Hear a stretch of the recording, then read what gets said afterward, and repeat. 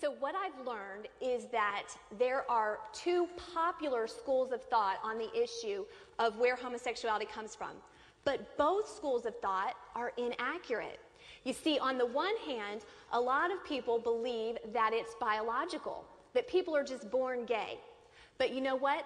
The research does not show that at all. In fact, gay researchers themselves hypothesize that there are many factors that contribute to homosexuality. Now, on the other hand, there are a lot of people that just believe it's a choice, that people choose to be gay. Now, let me say, we do choose our behaviors, but we do not choose our attractions or our desires. So when we say people choose to feel that way, that's completely inaccurate. Because you see, desires and attractions are like feelings. They come from deep within us. They're not a conscious choice on our part. So where then does it come from? If you're not born that way, and if you don't choose to feel that way, where does it come from? Well, I believe that it is a developmental issue.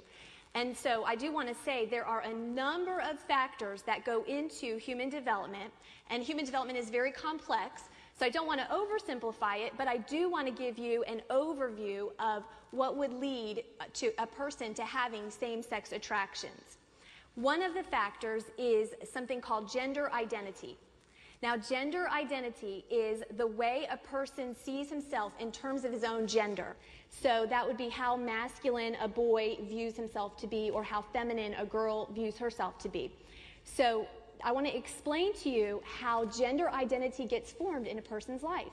I want to explain first how it gets formed in a healthy way, and then I want to go back and explain what happens in the development of gender identity that would lead to same-sex attractions. And I'm going to explain from a male perspective because it's a little bit easier to understand. The female development is a little bit more complex. But I know. But I will go back and describe a few factors that do lead to lesbianism. So first, the male development. When babies are born, all babies, they see themselves as one unit with their mother. So all babies just think that they are one with their mother. Well, eventually, a baby is able to realize that he is not one with his mother, that he's a separate entity. Well, around the age of 1.5 or so, children are also beginning to differentiate the difference between genders. So little boys just starting to recognize girls are girls, boys are boys. I'm a boy, daddy's a boy, mommy's a girl. Well, around the age of 2.5, he now faces a challenge where he must be able to begin separating from his attachment that he has with his mother and attaching himself to his father. And so it is through the relationship that he begins to form with his father that he starts to develop a sense of gender identity. He starts to develop a sense of who he is as a male. And you see, he looks to his father to answer a number of questions for him. He needs a lot of questions answered. He wants to know, what are boys all about? How do they walk? How do they talk? How do they act? Who am I as a boy? Do I have what it takes? Do I measure up? Do you see value in me? And this is all happening at an unconscious level, certainly. It's going on between the ages of about 2.5 to 4, where he's making this break from the mother and he's attaching to the father and he's looking to the father to answer all of those questions. And so the father answers those questions by spending time with his son, by showing interest in his son, specifically showing interest in what his son is interested in. He also answers those questions by verbally affirming his son.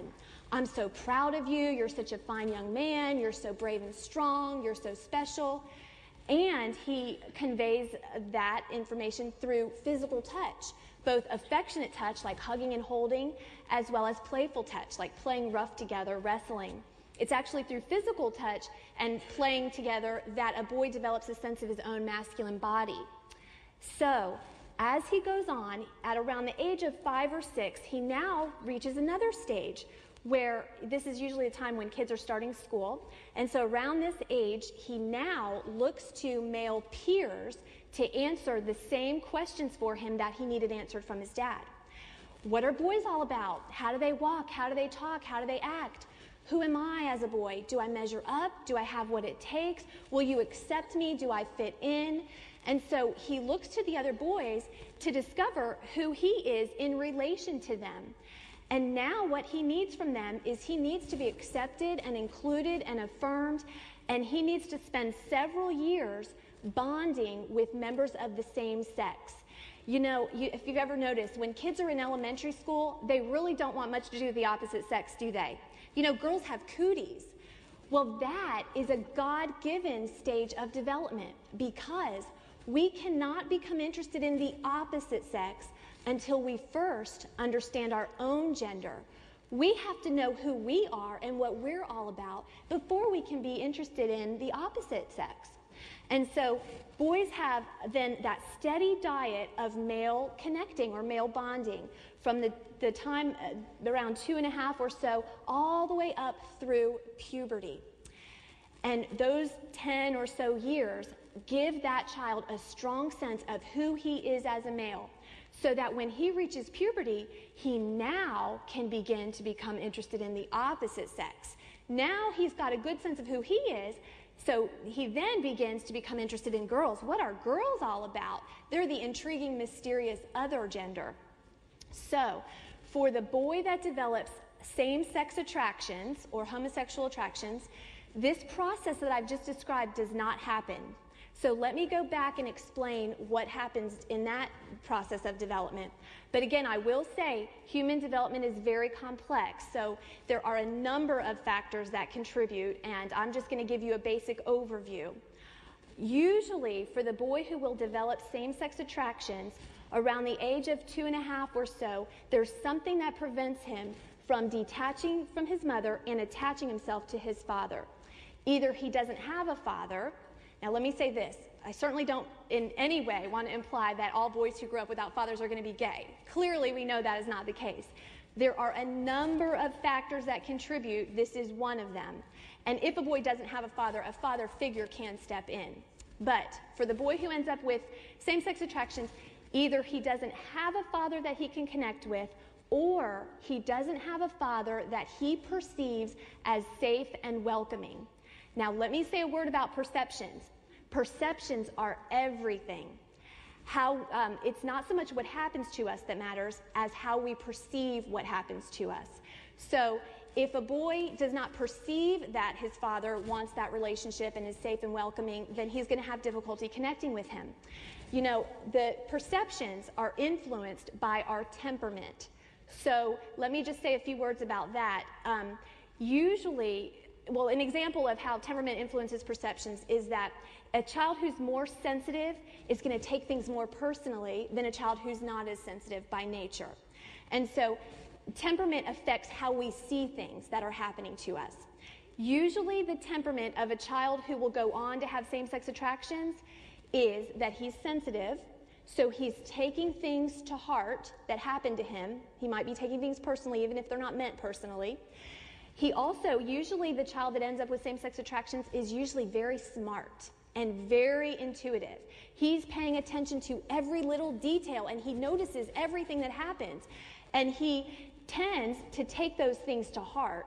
And so he also, another factor is, temperamental factor, is sometimes they're more artistic than athletic. And so those are just some of the temperamental factors that go into it. But because of perceptions, he may perceive that his father does not want a relationship with him. Let me say another word about that. I have known fathers that loved their children very much, but somehow just didn't convey it to their children in a way that they could receive and understand. I've known of fathers who were loved their kids, but were really loud and maybe a little bit explosive when they became angry. And to a young 2-year-old boy, a yelling man can look like a monster. And what 2-year-old boy is going to leave the connection with the mother and attach himself to one that he perceives to be like a monster? It's not very likely. I've also known of fathers who really meant well, but thought that the way to help their sons be more of a man would be to tell them how they didn't measure up. Like, in other words, saying things like, quit acting like a sissy. You're acting like such a baby. You're such a little girl. What a mama's boy.